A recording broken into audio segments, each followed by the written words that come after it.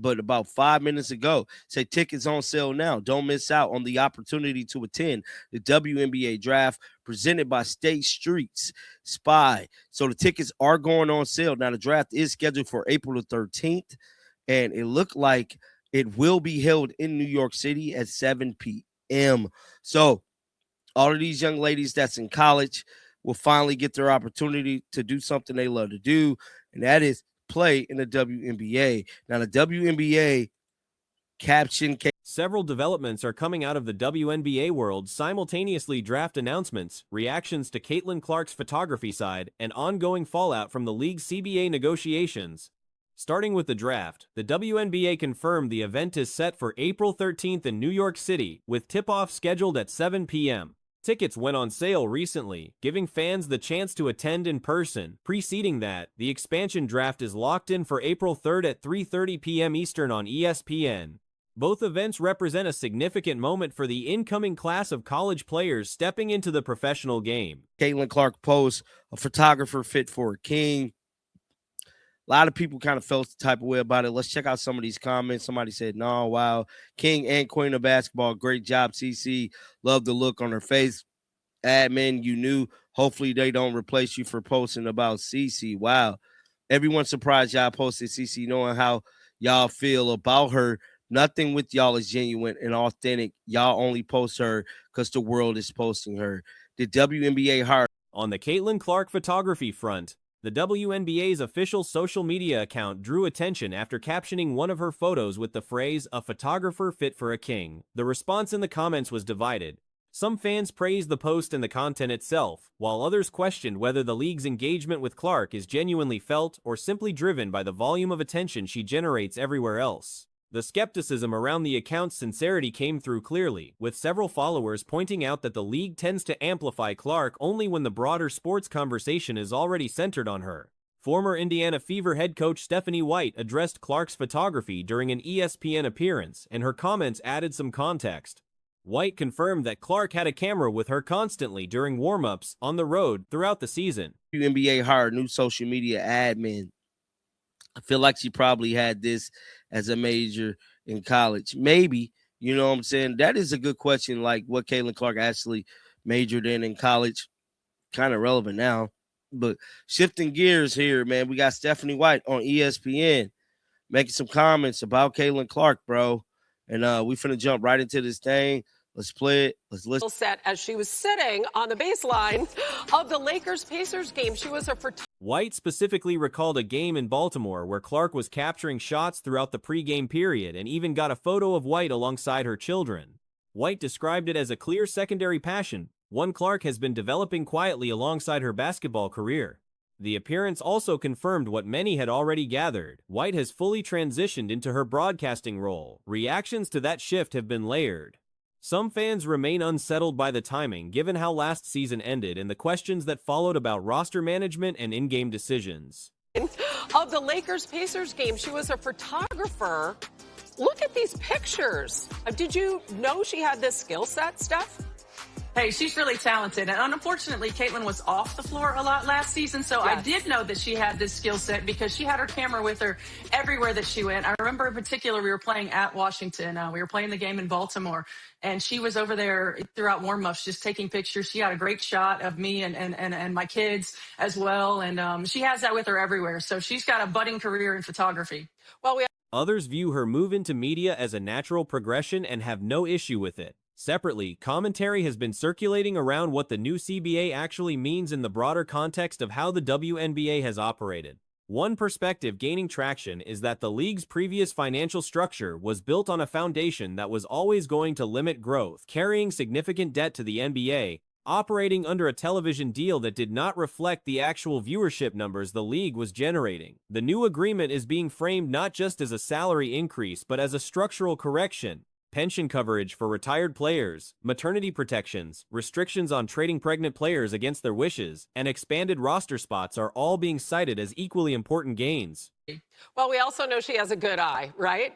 Yes, absolutely. We're looking forward to your call. It's going to be you, Courtney, Chris, Violet, all on that South Carolina-Oklahoma game Saturday at 5 on ESPN. Steph, Have a great weekend. Enjoy, and thank you as always. So for all the people that was in the comments section a while ago kind of wondering, is this for real? Is Stephanie Wright really stepping away from the team? There go your answer right there, bro. WNBA Commissioner Kathy Engelbert's role in securing those outcomes has been acknowledged, though the conversation has naturally drifted toward what leadership looks like for the league going forward. One name that keeps coming up in that context is Nneka Ogwumike. The argument being made is that a former player, especially one with the academic background and professional credibility Ogwumike carries, would bring a lived understanding of the league's unique challenges that no outside executive can replicate. WNBA players as a group tend to hold college degrees and have often attended highly competitive academic institutions, which positions them differently than many professional athletes when it comes to transitioning into leadership roles. The question of what happens to leagues like Unrivaled and Project 46 now that the CBA has significantly improved WNBA compensation is also worth examining. Here, bro. She has definitely started a new job. Well, not new, but like I say, a lot of people definitely feel a type of way about Stephanie White not coaching the team, especially coming off everything we went through in these last couple months, how last season went.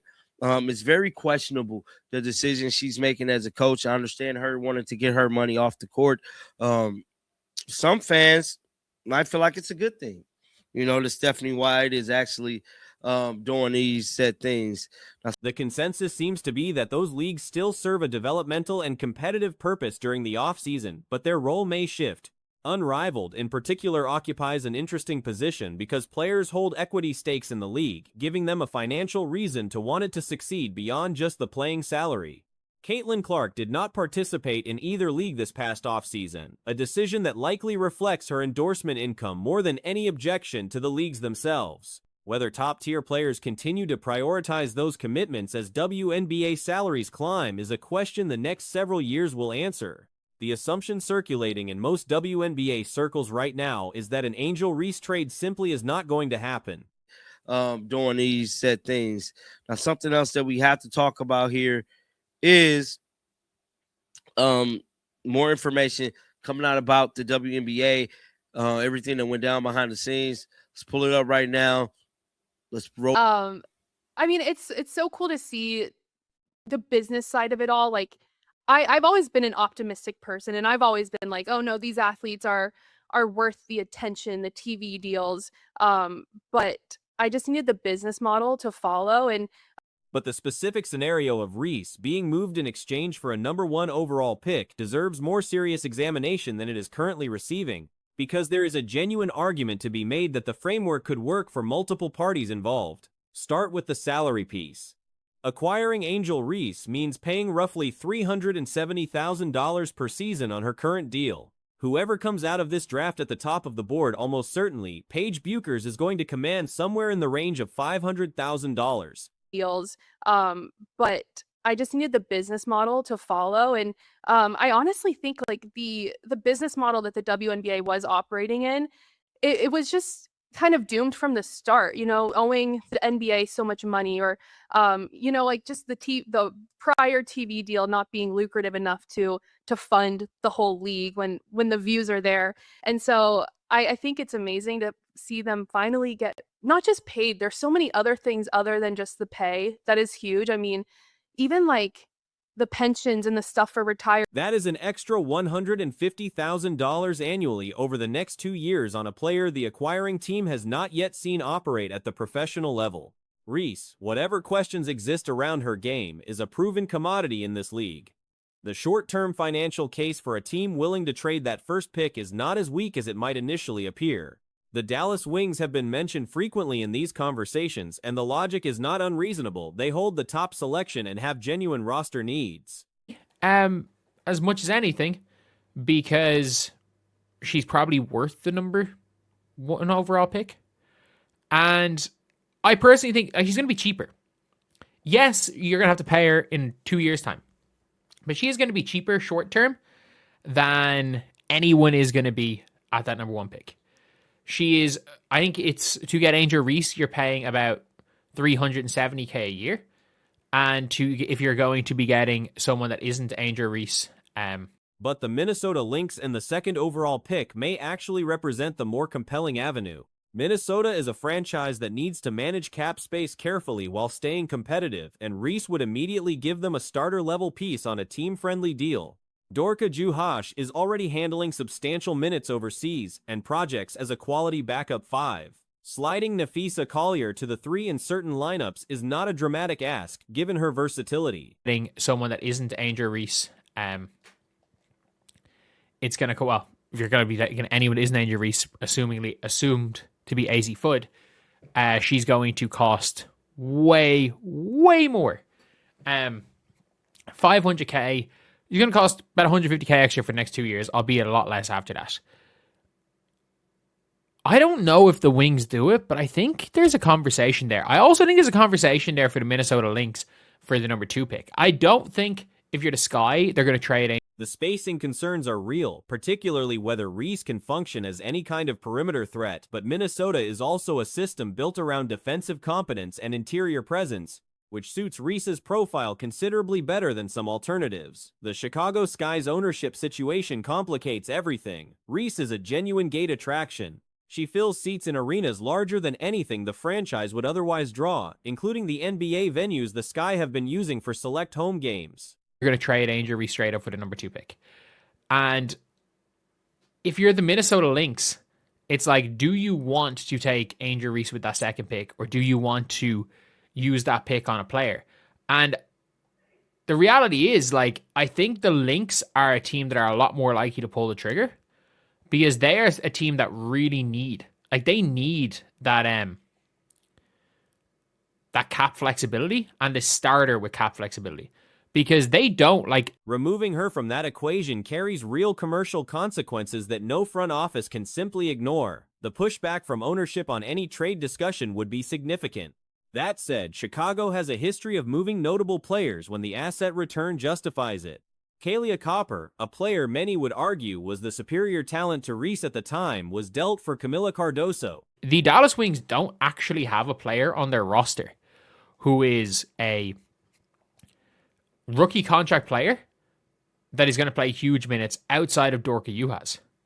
So obviously, like, Dorka is going to be a key player, but like Angel Reese is going to be a starter. Like, if you bring Angel Reese in to play the 5, you kind of lose a bit of your rim protection, but you gain a little bit in the perimeter defense. It allows you to bring back basically whoever you want. Elena Deli Dunn was traded away during what should have been a productive window. Gabby Williams, a player the organization drafted and invested in, essentially walked out the door internationally, and the franchise absorbed it. The Sky have parted with players of equal or greater caliber before. The idea that Reese is untouchable based on precedent alone does not hold up. Allows you to bring back basically whoever you want. And as well as that, when you have Dorka comes in as a backup 5. What Dorka's doing overseas is mental. And she's been one of the best players. And you keep Fee on a Supermax. It gives you flexibility to bring back Alana Smith. Like, Bridget Carleton looks like she's going to go to Tempo. She's taking the links out of her bio. And it looks like the Toronto Tempo are going to be using that expansion UFA slot on Bridget Carleton just to get, the best player in Canada some money. So it's looking... If a trade did come together, the return Chicago could reasonably demand would likely extend beyond just the second pick. A 2027 first-round selection from Minnesota on top of the second pick is a realistic ask, and 2027 is shaping up to be a genuinely strong draft class. That kind of package gives the Sky something to present to their fan base beyond simply acknowledging the departure, especially if the framing around the move centers on Reese seeking a different situation. There is also the on-court fit argument, which may be the most straightforward case for why this trade makes organizational sense for Chicago. So it's looking like that's going to happen. And with that being the case, like, Bridget Carleton's gone, and maybe they slide Fee down to the 3. Like, I think in the link system, you can play Fee anywhere. It does probably, like, it means that there needs to be a bit more spacing. And do they trust Angel Reese to be a 3-point shooter? I don't know. They might need her there. But the Angel Reese to the Minnesota Lynx trade seems like there is a possibility. And obviously, the Scott... Reese and Cardoso have never operated as a truly cohesive pairing. The pattern across last season was consistent when both were exceptional. The surrounding pieces stagnated, and when either one struggled, which happened with some regularity, the whole structure broke down. A functional roster allows star players to have off nights without it becoming catastrophic. That was rarely the case with this combination. Minnesota Lynx trade seems like there is a possibility. And obviously, the Sky owner is not going to want to trade Angel Reese. Angel Reese puts butts in seats. Not only that, the Sky are playing multiple teams in NBA arenas. The Sky are playing multiple teams in NBA arenas. They are playing multiple teams in situations where Angel Reese is not on this team. People aren't really going to watch.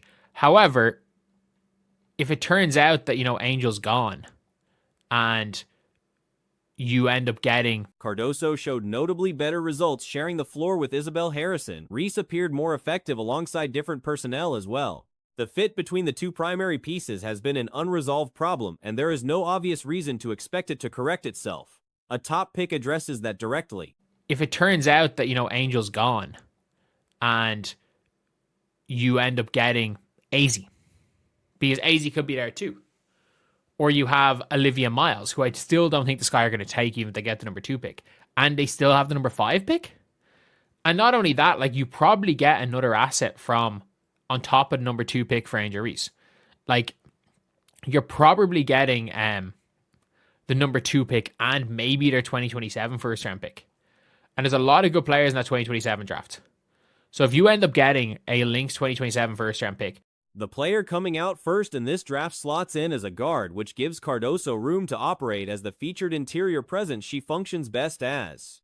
The pieces become more complementary rather than overlapping in ways that limit both players. The probability of a trade remains low. It would almost certainly require Reese herself to signal publicly that she wants out, which would change the dynamic of any negotiation significantly.